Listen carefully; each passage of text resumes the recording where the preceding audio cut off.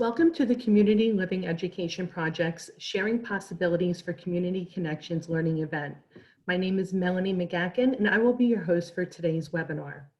The Community Living Education Project, also known as CLEP, is a program through Rutgers School of Public Health. CLEP is committed to providing individual guidance, mentoring, and education around community living resources for people with intellectual and developmental disabilities living in the state of New Jersey. The CLEP team, many who are family members themselves, can serve as a bridge for families whose loved one may be seeking residential options outside of the family's home. Please visit our website for more information and to register for future webinar events.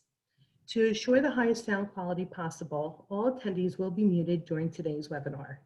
To ask a question during today's session, please use the Q&A option on the bottom of your screen. Topic-specific questions will be addressed as long as time allows. For consideration to all of our attendees, we encourage you to keep questions as general as possible. Today's webinar, titled Quick Tips to Travel Safely and Stay Healthy in 2020, is being presented in collaboration with the NJTIP at Rutgers team. Without further ado, we'd like to welcome today's presenters, Melody Bundy and Lewis Hoffman. Melody and Lewis, welcome.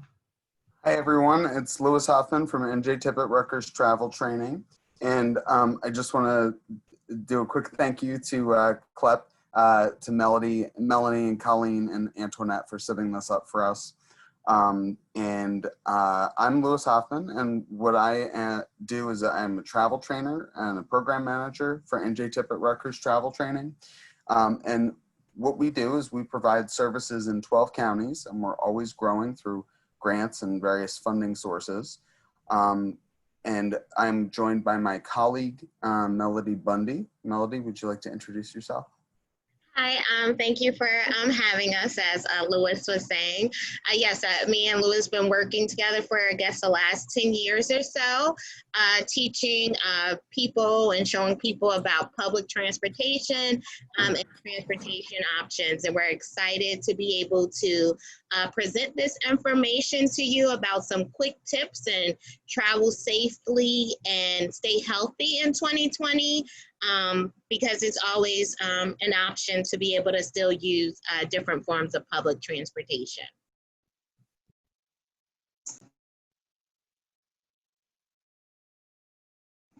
Lewis, you're muted. We'll talk about an overview of transportation options, traveling safely during COVID-19, trip planning and tools, and some other advocacy subjects, and we'll have some time for questions and answers as well. Okay. So you might wonder why the Rutgers. We are NJTIP at Rutgers Travel Training because we are part of the VOORHEES Transportation Center, the Blaustein School of Planning and Public Policy. VOORHEES Transportation Center actually engages in a variety of research efforts involving all layers of transportation and around the world. We are one of 17 research centers at the Blaustein School of Planning and Public Policy. And some of the major long-term efforts include Safe Routes to School, Complete Streets, the New Jersey Bicycle Pedestrian Resource Center, and of course, NJTIP at Rutgers Travel Training. Additionally, students participate in planning studios where they practice with professionals to make plans that move New Jersey forward. We've also worked with the Human Services Coordinated Transportation Plan, which is a great way to advocate for public transportation and transportation resources in general in your area. Start with your County Transportation Advisory Board or a PARATRANSIT board. Many towns also have boards like that as well. So VOORHEES Transportation Center is our parent organization at Rutgers, but we are a group of 6 staff, and our mission is to increase the independence and self-sufficiency of people with disabilities, older adults, and others by empowering them to use the public transit system safely and independently. And next, I'm going to turn it over to Melody to introduce this video. And so here is a video of 2 young people that we trained one-on-one, but they ended up having an internship at the same location. So we, based on our different skills, our 27 skills that we determined to become an independent traveler, we determined if they would be graduate to become independent travelers. So we'll watch a video of Jake and Melissa. Where are you going today? Hi, Jake. Are you going to the same place? Yes, And how are you getting there?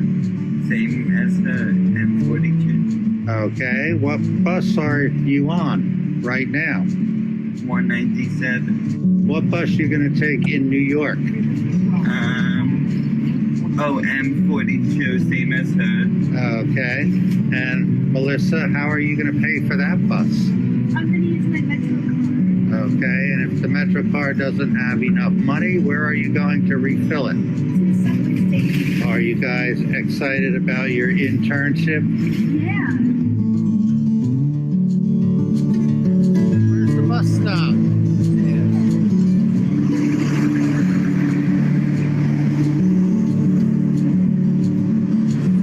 You know how to hold your Metro card, Jake? Good. And Melissa, you're getting yours ready? Okay. Now, what street are we taking the bus to? Good.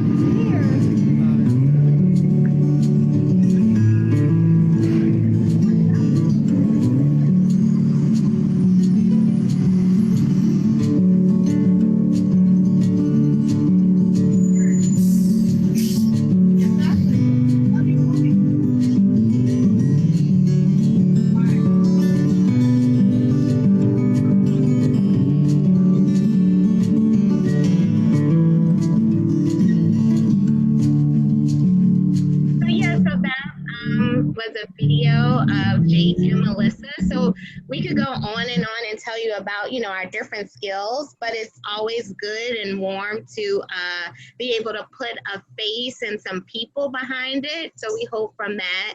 And sometimes people in the audience might even know people, and it makes it even more personal to just know how travel training maybe you could participate. So next, I'll just talk a little bit more about NJTIP, the timeline. So NJTIP started as a pilot project from 2005 to 2007 because NJ Transit wanted to see if training people with disabilities and seniors on how to use public transportation, if they could become independent travelers. That pilot project was a success. And then in 2007, NJTIP Inc. was incorporated. We began, at that time we were in Livingston, New Jersey, where we were NJTIP Inc. Then from 2010 to around 2011, we started to diversify our funding and started to have a school as well as federal grant programs where we started applying for, where we started going into schools to offer travel training and group settings, as well as senior organizations and different community organizations. Then in 2013, NJTIP at Rutgers was formed, and we started working at Rutgers University, became Rutgers employees. And then in 2018, we began a partnership with DVRS, the Division of Voc Rehabilitation Services, to offer travel training to individuals that were a part of that voucher program so that they can learn how to get to different training, internships, as well as to different job locations. So what does NJTIP at Rutgers offer, you may wonder? So we provide one-on-one travel instruction. That's where we go and meet the client at their home and travel with them one-on-one to their destination. We also do small group instruction where we have a small group. It might be a class or a different community organization that comes together and we provide training. And then seminars for professionals, which is our connected transit. You might wonder, how are we doing it in 2020? We are still offering all these things with we do have the option to make it a blended learning where we do some things virtually, as well as being able to be out in the field and in the community with individuals. So far, one-on-one travel instruction, we've had 455 graduates as of January 1st, 2020. So we start with our introduction of NJTIP at Rutgers and the travel training to make sure it's a good fit, and just get a good idea of the client's travel pattern, how comfortable they're in the community, so we can have an understanding if they need help with learning apps, and just a way to customize the curriculum that we develop for that individual student. Then the travel instructor pre-travels the trip, which is called a route check, just to make sure to figure out what might be some natural supports, as well as any barriers, environmental or social barriers within certain areas. Then we travel on board, still monitoring social distancing while we're traveling. Then we begin to fade so that we might follow behind in the car versus being on the bus with them. And then we provide retraining as necessary. And we do that to see based on their independent travel skills. So here are some examples. We want to make sure their transit safety, like they're being safe on transit, that they have appropriate social behaviors or social skills, they're aware of stranger danger, as well as safe street crossing, handling fares, trip planning. So we just make sure that they're comfortable using, and we do some of these things virtually as well as in person with the clients. We also do small group training. Our small groups is about 18 to 15 people with disabilities, students or seniors, and due to different social distancing, the amounts might vary of how many we would work with, or maybe in different groups. We create educational materials like in Montclair, we made the Lifelong Montclair, the Guides to Public Transportation.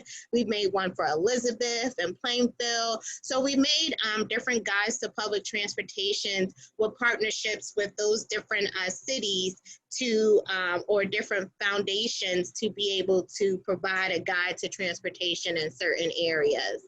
So schools and agencies across New Jersey have participated in our small group, from middle-aged people to young, to where we did cross-generational, where we had older adults as well as high schoolers working together. So we've been training different ways, as well as from going to employment to just going on fun trips, or just maybe going to the airport to see what options might be available. So some of the mobility options in New Jersey, I believe Lewis will discuss the different mobility options that we have in New Jersey. Yeah, so we have a variety of local options, and I will tell you briefly about them. We'll go through them in a little bit more detail later on in the presentation. New Jersey Transit provides the first 4 local buses. Those usually go through a few towns or maybe through a few local counties that are close together. And they provide service at local bus stops, and people can take them for the number of zones that are marked on the bus schedule and pay for it by zone.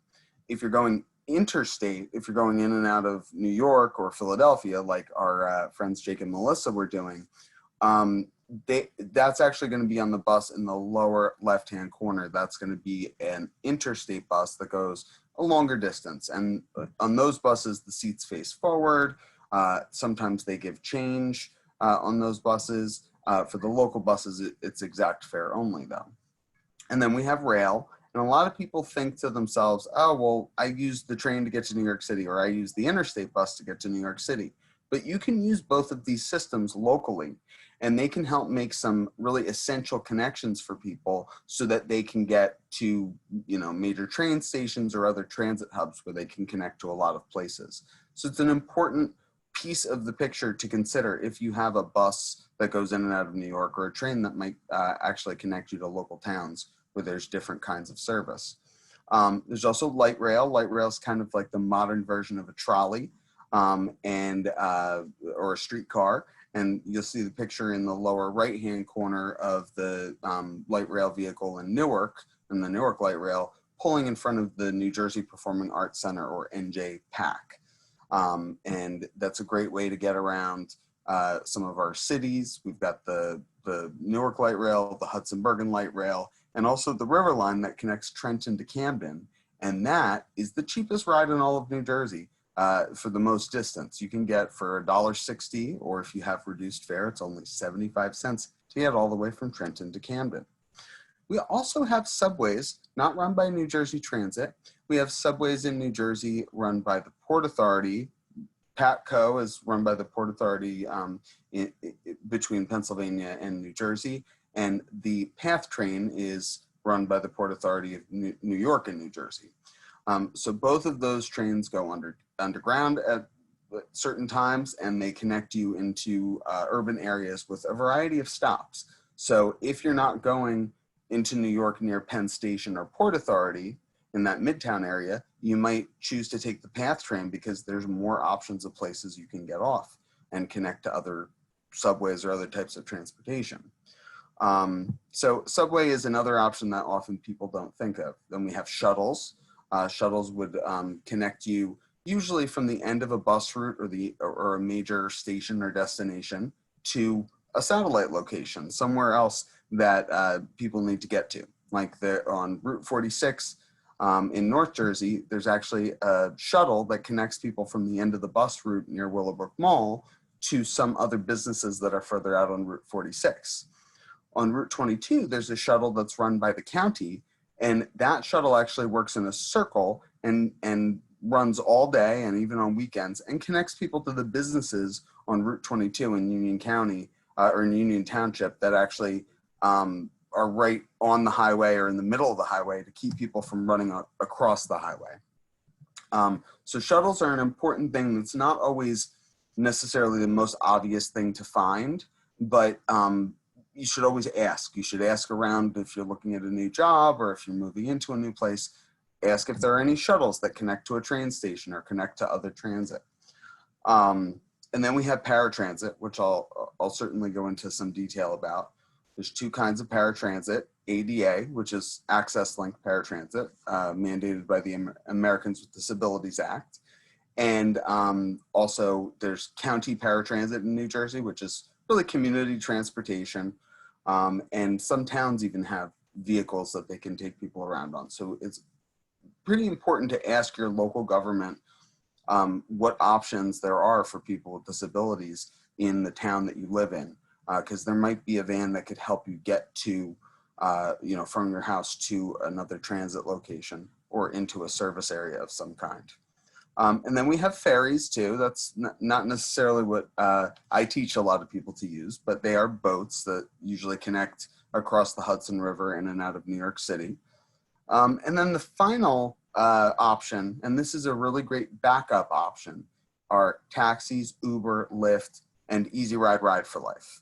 So taxis, that's fairly self-explanatory. Those are, for hire vehicles that we can call and get a ride from a local taxi company. They're going to be different in each town.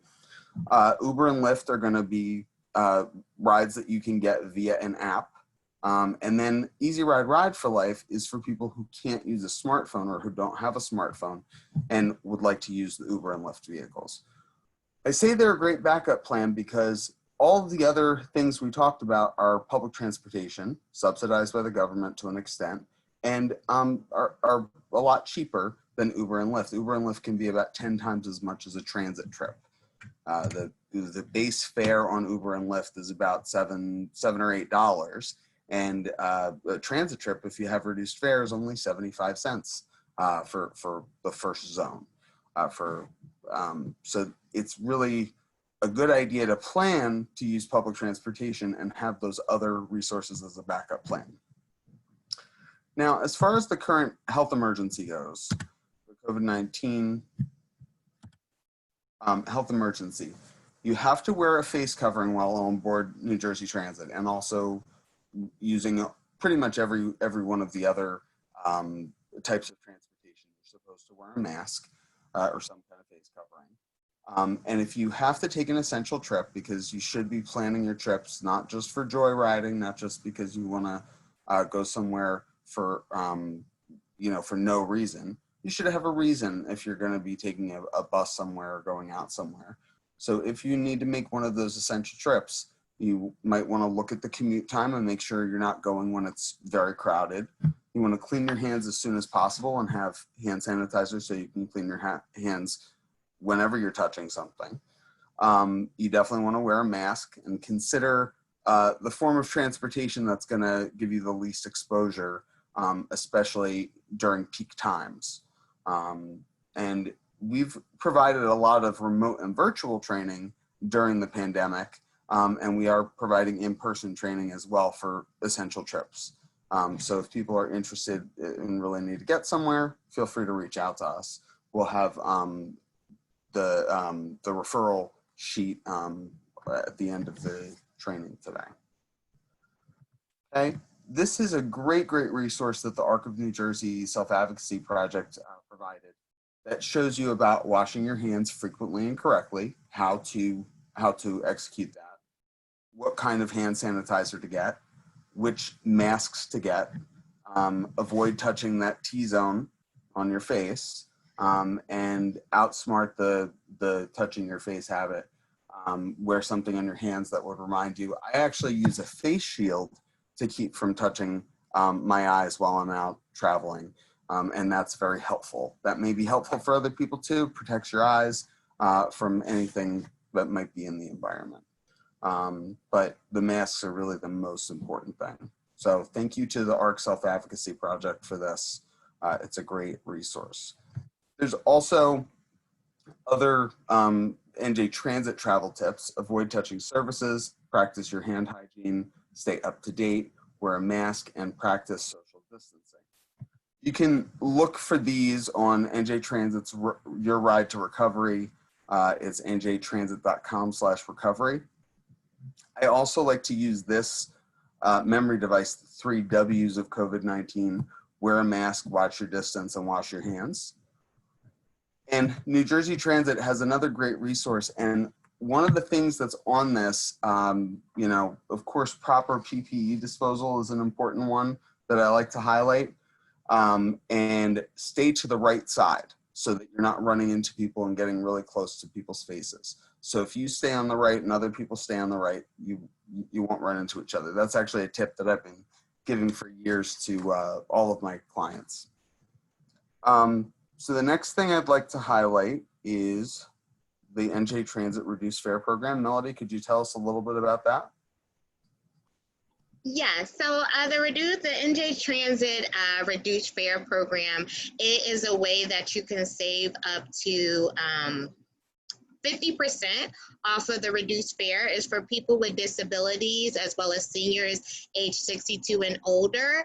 We're going to talk about Access Link a little bit later, but anyone that has Access Link, they have now, they'll be giving everyone that has Access Link or went through the process and got approved for it, they'll be receiving a reduced fare card as a way to just have more options for people with disabilities, so they don't just use Access Link. They don't just have to use Access Link, but they can have options to using the fixed route buses, trains, and light rail. There isn't reduced fare on Access Link. It's only on the local, those fixed routes, as well as the monthly bus pass is already a reduced rate. So there's no additional reduction on the monthly bus pass or train pass. But the reduced fare is a great way to save that you can ride those 3 different modes of transit with NJ Transit. But you just make sure you have the card in order to get the reduction. And if you have someone that travels with you regularly that's helping you, you can actually ask for a personal care attendant on with the reduced fare program, and you'll get a card that says guide on it. And that means that anybody who's helping you can come along with you for free. So it's a really great thing to highlight if you do plan to have someone coming with you on your trips. And that legislation that is automatically sending the reduced fare card to people who have been through the Access Link process, it's really important legislation that just happened in the last few months, and it's going to help a lot of people reduce the paperwork and the amount of times they have to see a doctor in order to get accessible transportation. So I'll tell you a little bit about the buses and some of the accessible features. You can see on the front of the bus, there's actually a bike rack. So if people live in a distance that may not be the most comfortable walk, but they might want to actually ride their bike, you can put it on the bus and then have your bike to ride to wherever you're going. It's been a great benefit to a lot of people since they put the bike racks on the front of the buses. There's also a kneeling feature on the front of the bus that makes the first step a little bit easier. You just say to the driver, can you kneel the bus? There are lifts and ramps on New Jersey Transit buses. So this particular bus that we're seeing right here has a lift that comes out of the steps. The lift looks like this.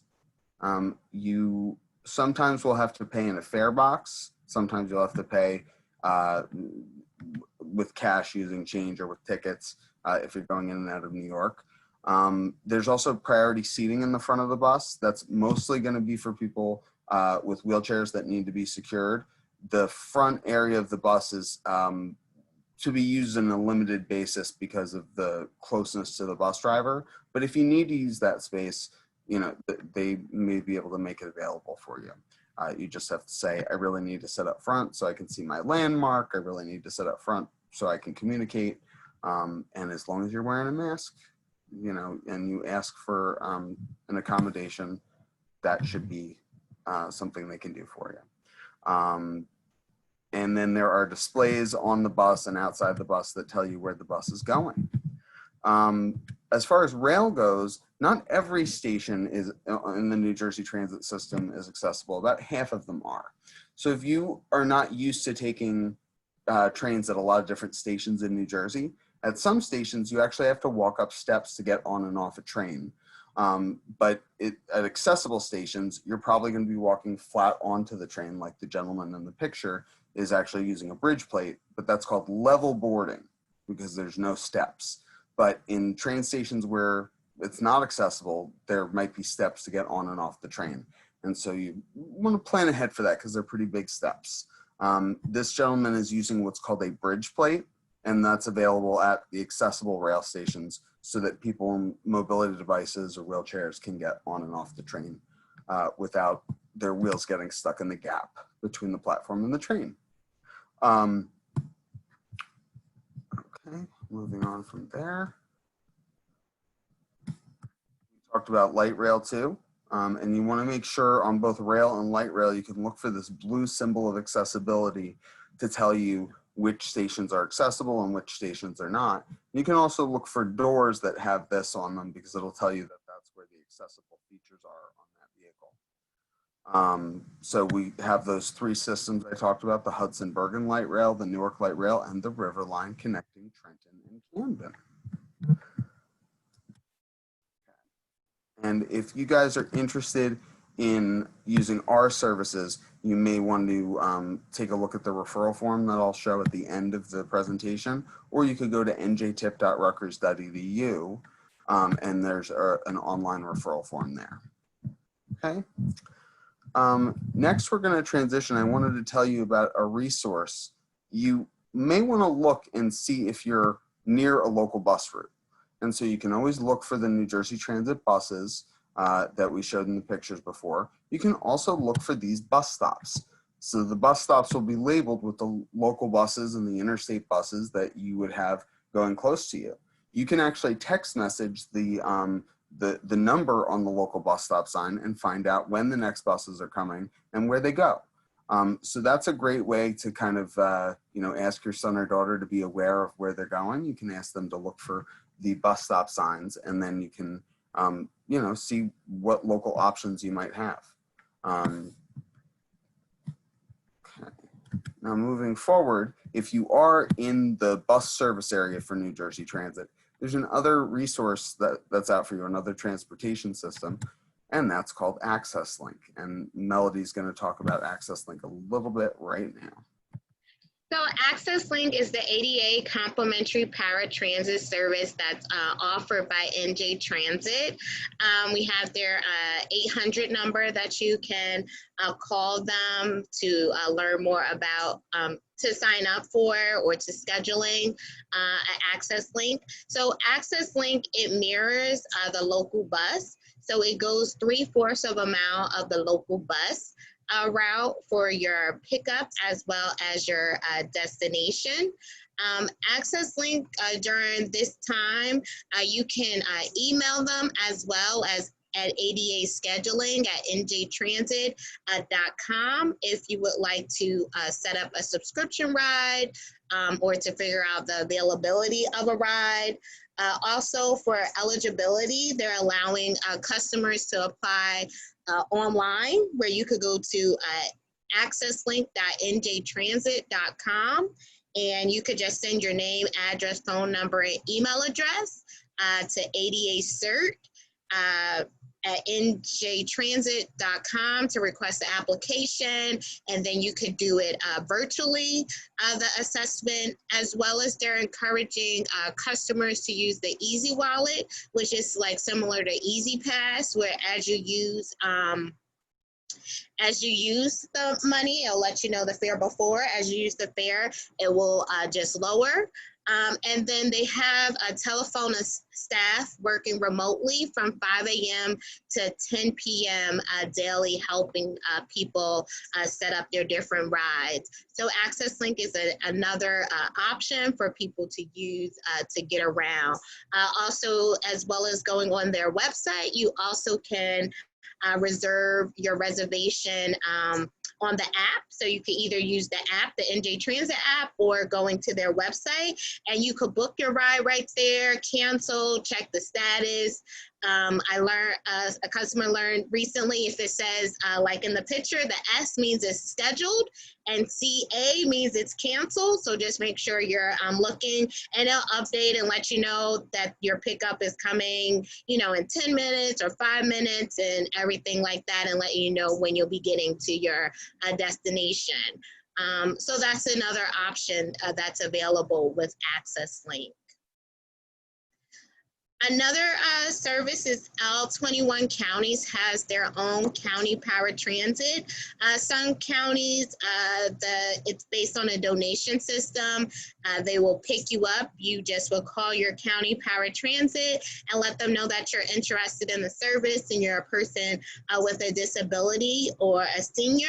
And then from there, they will let you know the application is normally a quick phone call conversation for the application, and then they'll let you know their availability. All these different paratransits are focusing on essential life-sustaining trips like food,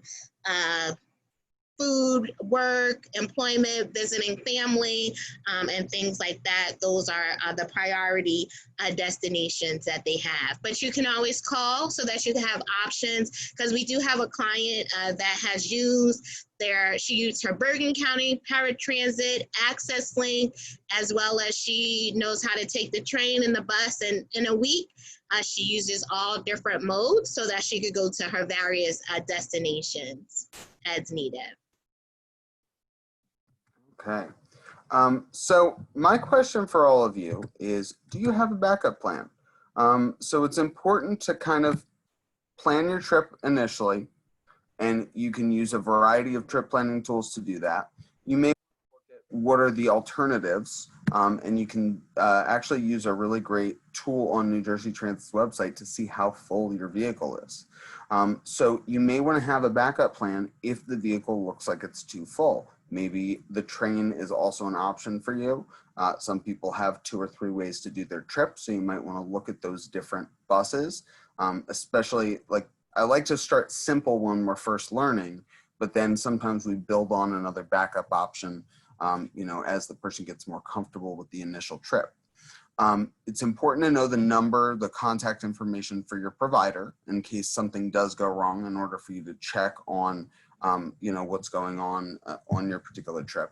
And Uber and Lyft might be great to have in your back pocket. It might be good to get a little experience using that kind of service before you have to use it. Easy Ride for Life is a great way also to connect to the Uber and Lyft services, or your local taxi company. Sometimes it may be better for somebody to use a local taxi company because they're going to get familiar with the same drivers, and that could be important for an individual in a community that's you know, got a small taxi company running in it, because you can get familiar with that person. And the Uber Lyft, it's probably going to be different person most of the time. When you're going, you're going to have different drivers each time, so you're going to want to pay attention and see if you can use those things as a backup plan and what's going to be best for you. That's one of the things that we like to do to help our clients too, is kind of go through those different options with each of our clients. So another thing we like to go over is with transportation network companies and the ride sharing options. And there's another option besides just Uber and Lyft called VIA that's available in Jersey City, and also New York City has VIA available. But if your community is looking for an alternative to their current transportation option, maybe they have a van, but the van's getting old, or they're looking to reroute a local, you know, town bus or something, VIA may be an option that they want to look into, or something similar to it, because it's a way for you to subsidize transportation, but it's routed in a way that people are able to get a cheaper, more efficient ride. And so it might be a tool that your community could use. And if you're on the local transportation advisory board, you may be able to have a voice in that. I did also want to highlight that Easy Ride for Life. This is rides on demand for individuals. More than 1,000 riders in New Jersey use Easy Rides on demand transportation, and they offer it in partnership with Lyft and Uber. So they have a computer that they're arranging the Lyft and Uber rides on, and you can call them and communicate with them. You can even get alerted when people get picked up or when a ride is reserved. It's a really great system to be able to connect with. Okay. So what are some of the ways that we can figure out how we need to get, where we need to go? So we have 4 options that we really highlight to help our individuals plan their public transportation trips. So we have njtransit.com. Whoa, went way back in the, hold on a second. Okay. We have njtransit.com, okay, and they just renovated their website, and they have a trip planner on there. It's a good trip planner. It's got a lot of different options. One of the things that you can get on their website is you can actually get the fares for the buses and trains, and that's an important piece. Sometimes you need to be able to look at the fares on the bus and the fares on the train if you're doing a transfer trip. So you may need to plan the trip from point A to point B, and then from point B to point C if you're doing a transfer trip like that. Google Maps is another way to plan trips, and it may be a little more user-friendly when you're starting out, because you can kind of look for the address on the same website that you're inputting it in to plan your trip. It can also offer walking directions and biking directions. So Google Maps is really a great other tool as well. And then I talked about the MYBUS, where you can text message and find out when the next bus is coming. That also actually works for light rail as well. And you can figure out your train station code from Google Maps as well, and you can text for your train station. And then the final thing is the transit app, and I'll show you guys that on the next slide. The transit app is going to show you what's available nearby. So you can actually see on the app what's available close by, and how many buses and trains and Uber and Lyft are close by. You can also use it as a trip planner, but the great thing about this app is it's simple. You open it up and then you can plan your trip. That's a really nice feature. And there's also the NJ Transit app, which is an important thing to be able to use. You can buy your tickets using the NJ Transit app. You can actually look at the train station boards using a tool called Departure Vision. You can use MYBUS and type in your bus stop code. But one of the best features of this right now is you can find out how full your ride is. So for example, I took this particular bus stop in Plainfield, and I see there's 3 different buses. One of them is medium full, one of them is heavy, and one of them has a light amount of riders on it. So they use that green, yellow, and red in order to signify how full the bus is. And it's just really exciting that that's available for us on buses and trains, and that we can kind of plan around how full things are. All right. So you might wonder, what can I reasonably expect from public transit staff when I'm looking into, riding a bus, or if my my loved one can get what they need when they're riding on a bus or a train. So they have ADA sensitivity training. They know how to deploy the lift and kneel the bus and secure individuals with mobility devices. Assistance with boarding and deboarding rail with a bridge plate. Help asking passengers to move out of priority seating if you need to sit up front or in that priority seating area, or just if you need a seat. Calling out your stop if you ask for it. Confirmation that that's the correct vehicle, the correct bus or train that you're going to get on. You can communicate with transit staff, but you want to make sure you're polite. You can ask them a question like, please kneel the bus, please lower the lift, please get the bridge plate now so that I can board this train. So you want to be polite, be specific, and also be firm when you need to be. It might be important for you to go to your station or go on your trip before to check it out. So you want to figure out your route to get there, see how long it takes, learn which track to go to or which part of the station to board your bus, see if there's a ticket window, or buy your ticket ahead of time. So all of those things are going to reduce anxiety on the day of your trip. And that might be an important thing to do, something you could do with the travel instructor if you either refer yourself or refer somebody else to us. You want to know who your transportation provider is. So all the public buses in New Jersey have an owner and operator info on the side of the bus.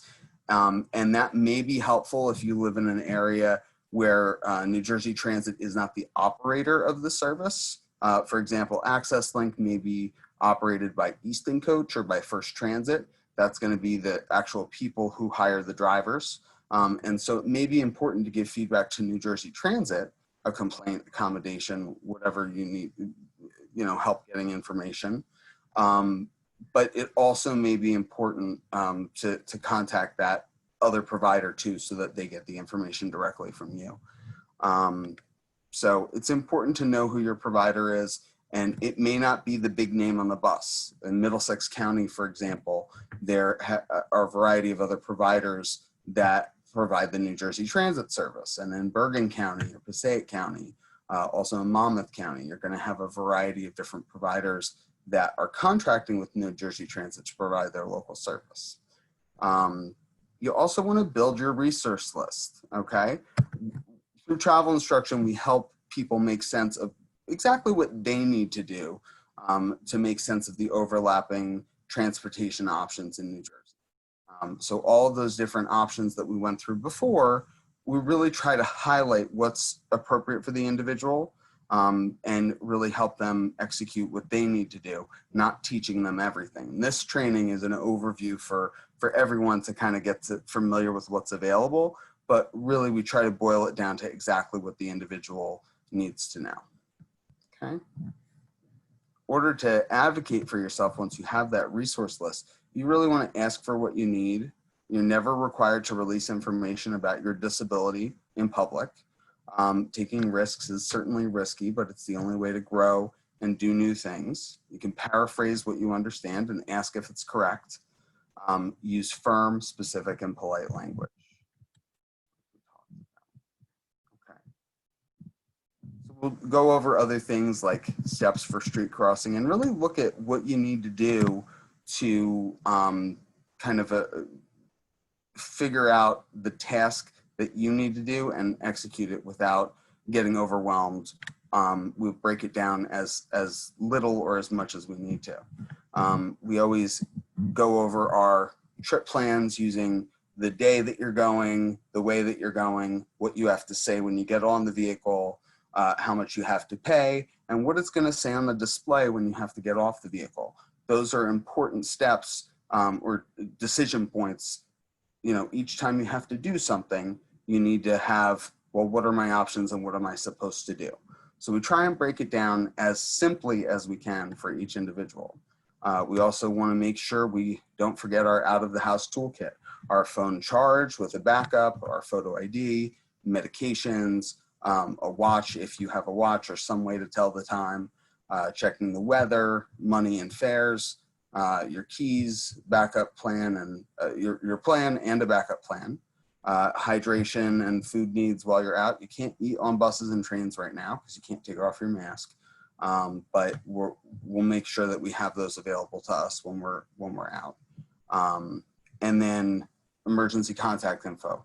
Is there anything else that people need? There's probably lots of other things that individual clients need that we put on their specific out-of-the-house toolkit. Okay. Now, cutting the cord can be scary. We think a lot about the dignity of risk, taking those risks in order to move ourselves forward and get to a place where we have more independence. And we take early steps, like we teach a lot of classes to young high school students. We teach classes earlier in the year for people who might be planning on going independent later in the year. And certainly doing some things ahead of time virtually with us or with other people to kind of practice some of the steps, some of the trip planning tools, and then going out in person when somebody actually needs to go on a trip are great strategies. And of course, allowing for mistakes, making sure that people can make mistakes and learn from those is really important when we're out in the field. And this really, it doesn't happen in a vacuum. It's something that we need to be collaborative with people's teachers, people's families, the individual, and maybe their natural helping environment. It's a team effort, and we focus on the best outcome for each individual. So now Melody's going to talk a little bit about the travel instruction program, and then we'll have some time for questions. So NJTIP at Rutgers travel instruction program is available. We have the link in the chat, as well as it's in the box, I guess, where you can download for the referral form so that you can have more information or be able to refer to be able to participate in our one-on-one travel training. Next slide.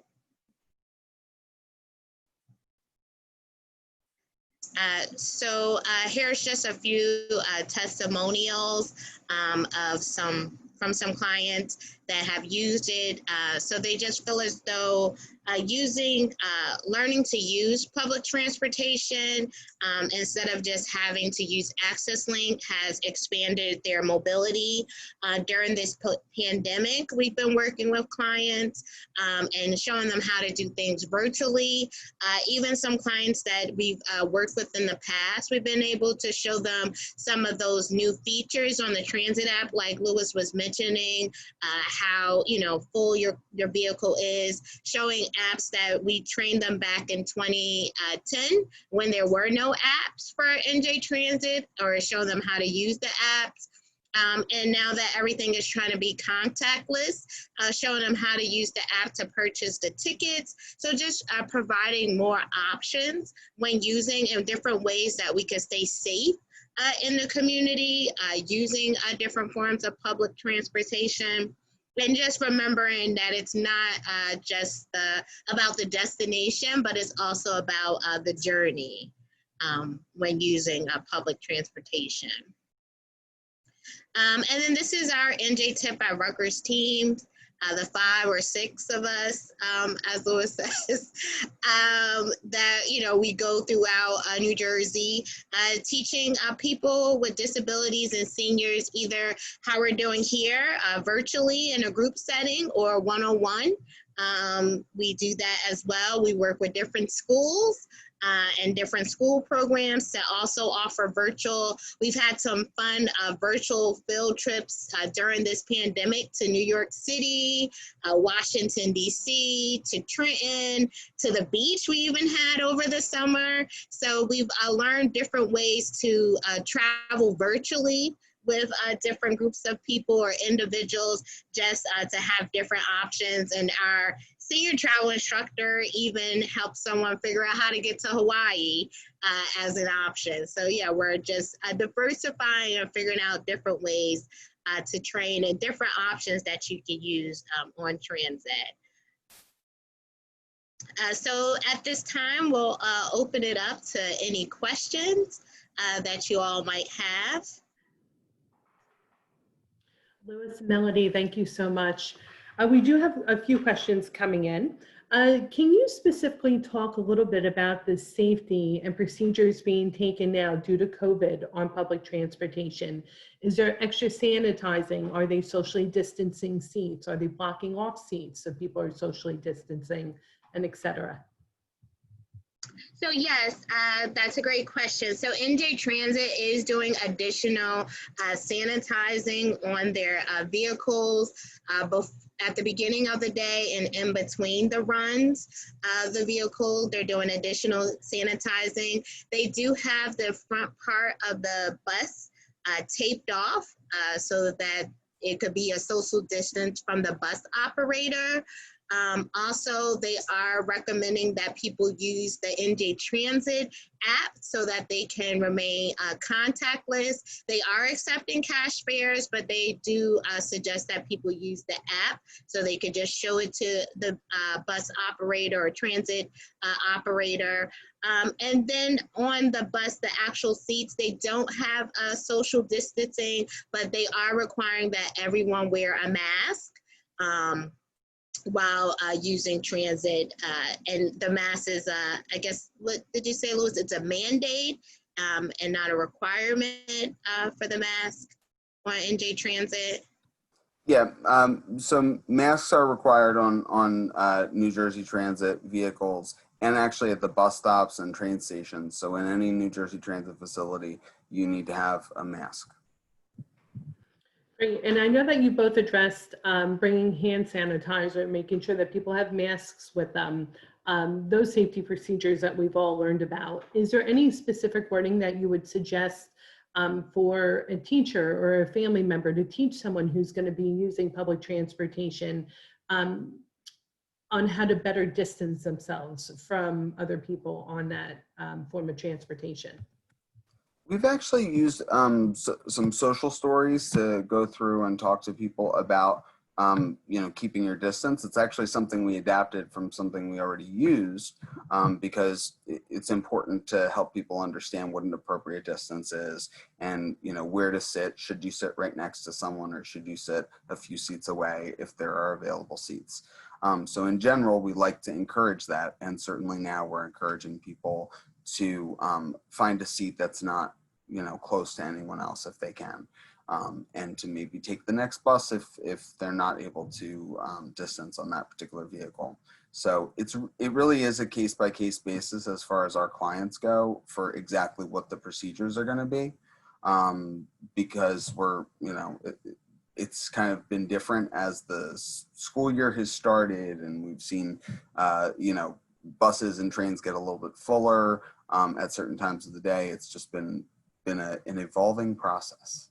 So, yeah, thank you. Great. We have someone asking if you have any insight or experience regarding, they've noticed an increase in a rate for Uber.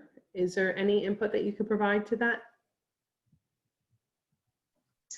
So yeah, we've noticed that as well, but I believe it's due to the increased demand of Uber and Lyft.